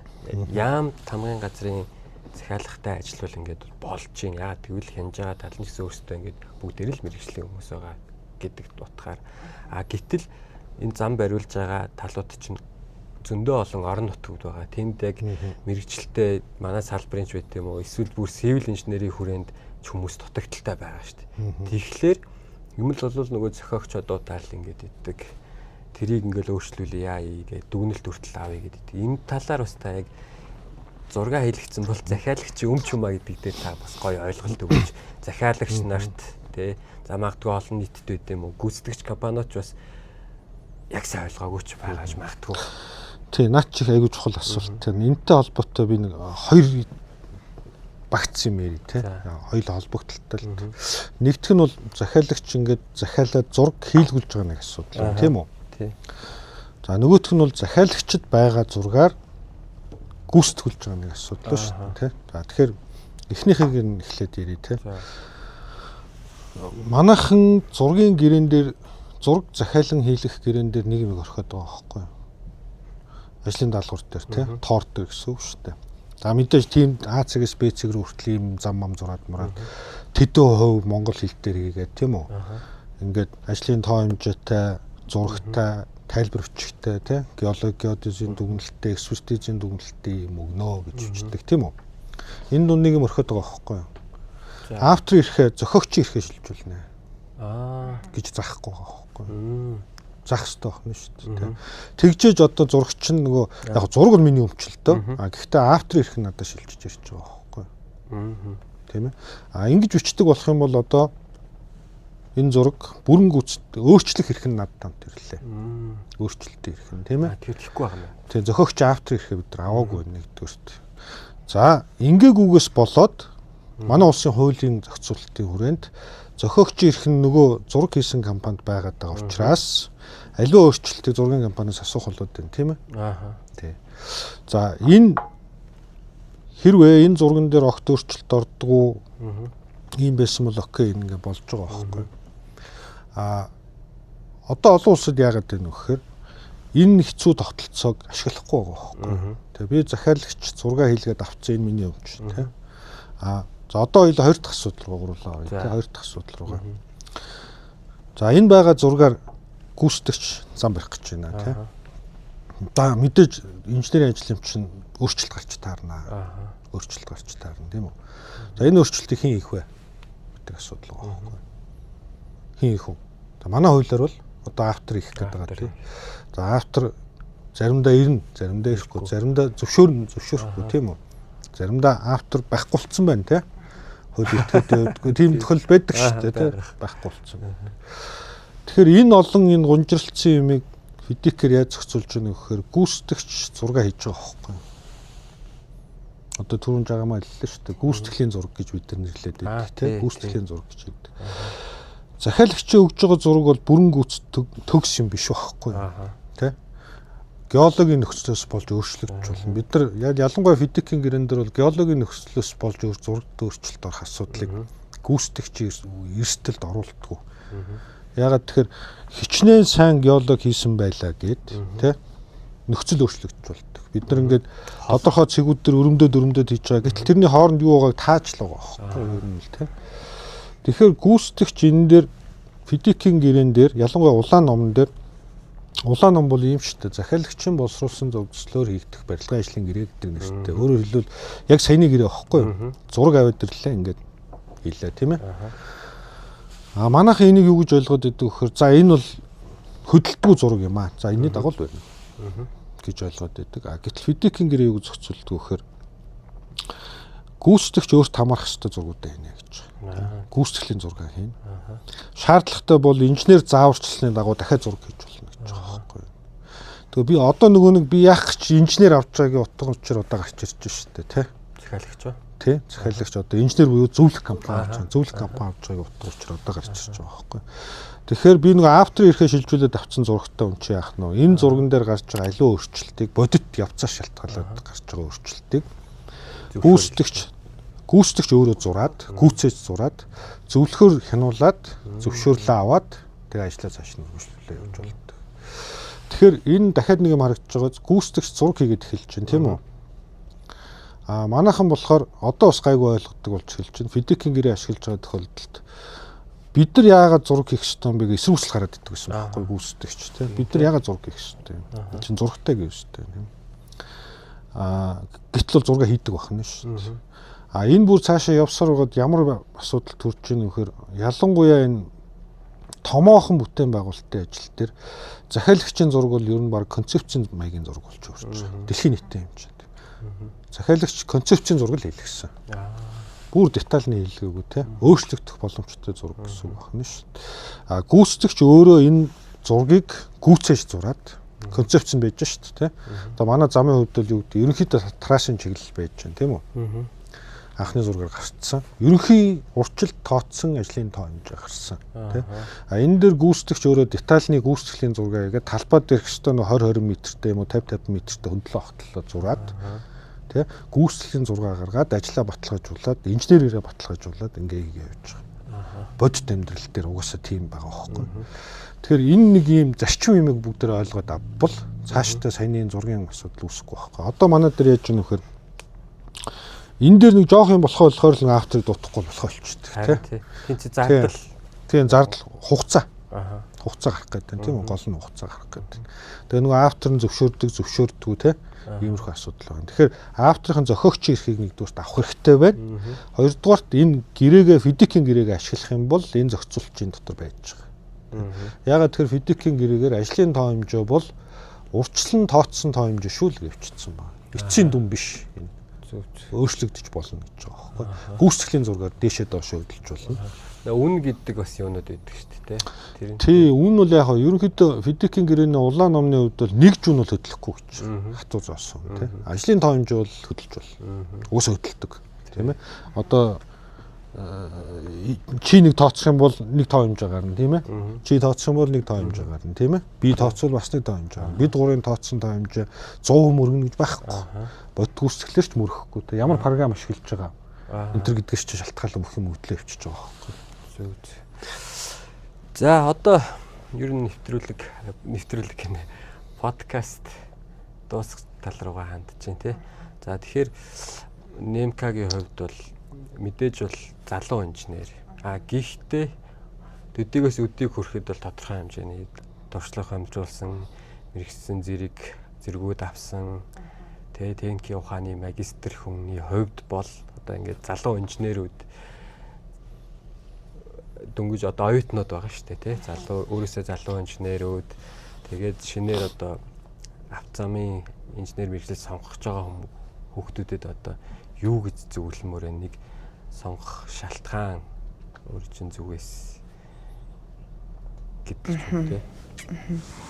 За яг мэрэгжил сонголтын дээр аваад үзэх юм бол одоо инженерийн мэргэжлийг бол яг өөрийн гэсэн дул сонирхолтой хүмүүс сонгож суралцаад тий одоо ингээд би одоо яг ийм юмний инженер болондоо гэсэн хүмүүс яг сонгож олдог сүүлийн үед бол айгуутыг сонгож олдог болсон бах тий манайх ч юм бол нэг хэсэг бол бас нэг эргэлттэй мэргэжлийн бас нэг тэргүүнд байсан шүү дээ тий тэгээд одоо ерөнхийдөө бол ингээд автозамын бүтээн байгуулалт бол одоо ингээд дуусах болоогүй тий ингээд илүү сайн илүү их одоо ингээ хийгдэж явах баг. Тийм учраас бол ерөнхийдөө бүгдөө яг автозамын инженерийн мэргэжлийг дуудлаж сонирхож сонгоорой гэж хэлмээр байна. Одоо оюутан хүүхдүүдтэй. За тэгэж явахтай магадгүй эмэгтэй хүний хувьд айгүй хүнд мэргэжил шүү гэж битгий бодоорой тий. Ороод ингээд сонгоод ингээд ажиллахад бол ингээд дотлоо манайх чинь зөндөө олон салбар байгаа шүү дээ тий. Аль ч өөртөө тохирсон салбарт бас ажиллах айгүй боломжтой шүү.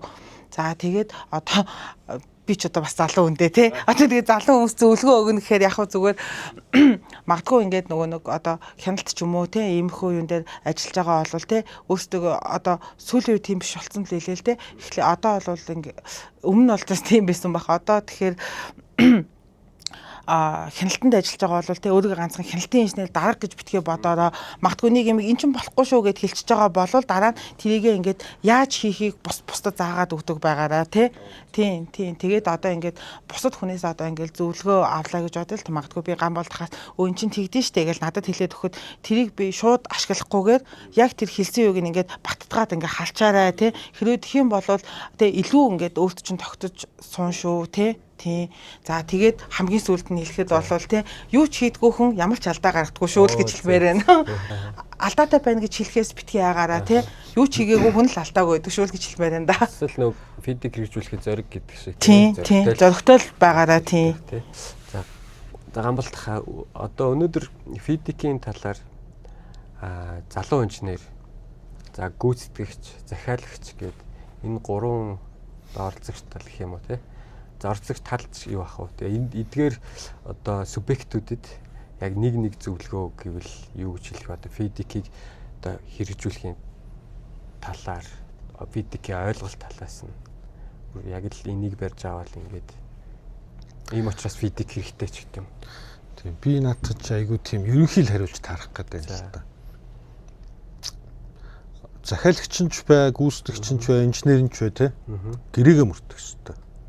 Гэрээг л одоо физик мөн байна уу биш үү хамаарахгүй тийм ээ. Гэрээг л мөрдөх ёстой. Тийм учраас гэрээгээ унших хэрэгтэй. Гэрээ чинь бол тааны ажиллаж байгаа тухайн ажлын чинь гэрээ чинь бол ерөөсөө нэг ширээний чинь ном байхгүй. Ширээн дэс чинь ингээ байж ах хэрэгтэй. Одоо ажлын чинь офис чинь ширээ гэж бодъё л да тийм. Тэгэхэд тухайн төсөл дээр ажиллаж байгаа гэрээ чинь ширээний чинь ном л байх хэрэгтэй. Гэрээгээ унших хэрэгтэй. Аль тал нь гэрээгээл мөрдөх ёстой. Этик талаасаа ч тэр, ёс зүй талаасаа ч тэр те. Дээр нь хууль эрх зүй талаасаа тэр. Яагаад би ингэж хэлээд байгаа юм гэхээр гэрээг уншихгүйгээр гэрээтэй холбогдох дүрм журм заавруудыг мөрдөхгүй бол инженер хүн хэрэгт орно. Хариуцлагын асуудал яригдчихж байгаа шүү дээ те. Ялангуяа автозамын инженер хүн гэрээгээ мэдхгүй одоо өөрийнхөө захиалагч нь ч байна уу, гүйцэтгэгч нь ч байна аль нэг талд ажиллаж байгаа инженер хүн энэ гэрээгээр өөрийнхөө заагсан одоо эрх мэдлийн хүрээнд тийм үү хийх ёстой юм хоног хугацаанд нь хийхгүй бол энэ хохирол цаашаа аль нэг талд нь эсвэл хоёуланд нь мөнгөн дүнгээр хохирол болж очдог. Тэгэхээр инженер хүн гэрээгээ мөрдөж нэгдүгürt өөрийгөө хамгаалж байгаа. Хэрэгт орохгүй байх нь шүү дээ, тийм. Ийм асуудал маш их гардаг байхгүй тийм. Нөгөө чанартай чанаргүй болох тухай тийм үү? Зардал мөнгө хэтрэх тухай, хугацаа хоног хэтрэх тухай асуудал ч ерөөсөө энэ гэрээтэй л холбоотой. Тэгэхээр инженер хүн нэгдүгээр мэдээж инженерийнхын мэдлэг байж байгаа хэвээр. Энийг бол дээд сургуультай хүн сураад олоод авчиж байгаа тийм үү? Дээр нь ажиллаа хийж гүйцэтгэх чинь хууль дүрмийг биелүүлэх, ёс зүй талаасаа, инженер хүний этик талаасаа гол ажиллах юм чинь гэрээ байхгүй. Энэ гэрээ. Тэрнээс одоо юу гэдэг автозам барих технологи гэдэг хичээл дээр энэ тухай заагаагүй. Дээд сургууль заадаггүй тий. Гэтэл яг ажил дээр амьдрал дээр гараад явхаар чинь өөрийн чинь хийж байгаа ажлыг чинь 70% энэ байхгүй. Мэргэжлийн мэдлэг чинь магадгүй 20-30%. Би уучлаарай жоохон баг хэлчихлээ. Ягаад тэгэхээр би ягаад 20-30% гэж хэлж байгаа юм гэхээр за одоо энд нэгт үүсэх боллоо тийм үү? Нэгт үүсэх тухай бол хичээл дээр зөндөө заасан тий. Бид нар мэддэг тий. Очоод авчлаа. Би энэ үтсэн нэгтээ зөв бурууг яаж хэлэх ёстой юм? Тий? Буруу байгаа юм бол яагаад буруу байгааг хэнд хэлэх ёстой юм тий? Зөв юм бол би яаж батлах юм? Тий?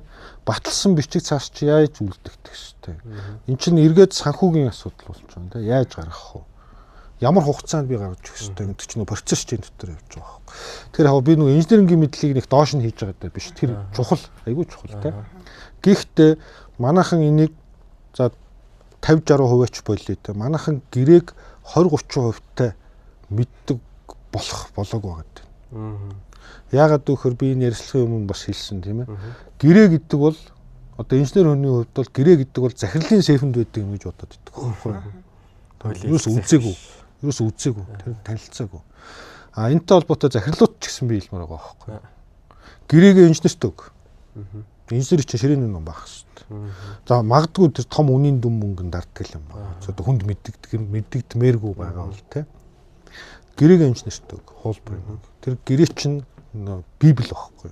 Инженерийнх нь тэр хүмүүсийн ажиллаж байгаа библ байхгүй. Манайхан инженерүүд яадаг вэхээр яг би бүгдийг хэлж байгаа юм биш шүү тийм. Ихэнх тохиолдолд инженерт нь юу байдаг вэхээр зураг байдаг.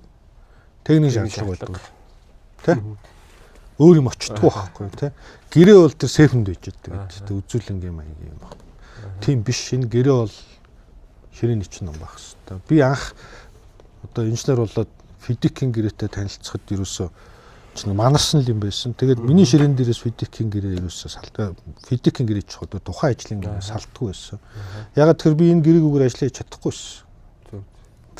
Тэгэхээр одоо зөвлөх тэрлээ захиалагч нь байна уу, гүйцэтгэгч нь байна уу, инженер нь байна уу, аль нь те гол юм тэр гэрээг унш. Надаас хүмүүс аягүй асуудаг байхгүй. Ийм асуудал үүсээд энэ дээр яах вэ гэдэг. Гэрээг унш. Гэрээн дээр үзсэн. Би одоо танаа гэрээг уншаагүй бол би танарт хариулт өгөх боломжгүй. Ягаад тэгэхээр тухайн ажлын онцлогоос шалтгаалаад гэрээний тусгай нөхцлүүд янз янз байдаг те. Бүгдэнд нь нэгдсэн тийм ерөнхий хариулт бол хэлэхэд хэцүү байхгүй. Тийм учраас гэрээгээ унш. Физикийн бас нэг тийм алтан зарчим байгаа шүү дээ. Нэг номерт гэрээгээ унш гэж. Ямар ч асуудал үүссэн гэрээгээ унш гэж. Тэгжил зөвлөлөө та. Баярлалаа. Хүрэлцэн ирсэн гоё яриа өрнөсөн хоёр зочинд маш их баярлалаа. За тэгээд та хоёрын хооштой ажил хөдөлмөрт амжилт хүсье. Физик дэлгэрэх болтугай. Тэ шинжлэх ухаантай энэ мэдэх Монгол ялах болтугай гэдэг шиг. Тэ за баярлалаа. За баярлалаа. Булгаахын хөрөлтөн подкаст үндэсний үйлдвэрлэгч Ордгэр компани гоё Монгол гэрээс хүрлээ. Хамтран ажилласан автозам гүүрийн зөвлөх үйлчилгээ, зураг төслийн ихэр мөнх, за автозам гүүрийн барилгын Баян цогт зам, Зартын өндөр улс компаниудаа баярлалаа талснаа илэрхийлье.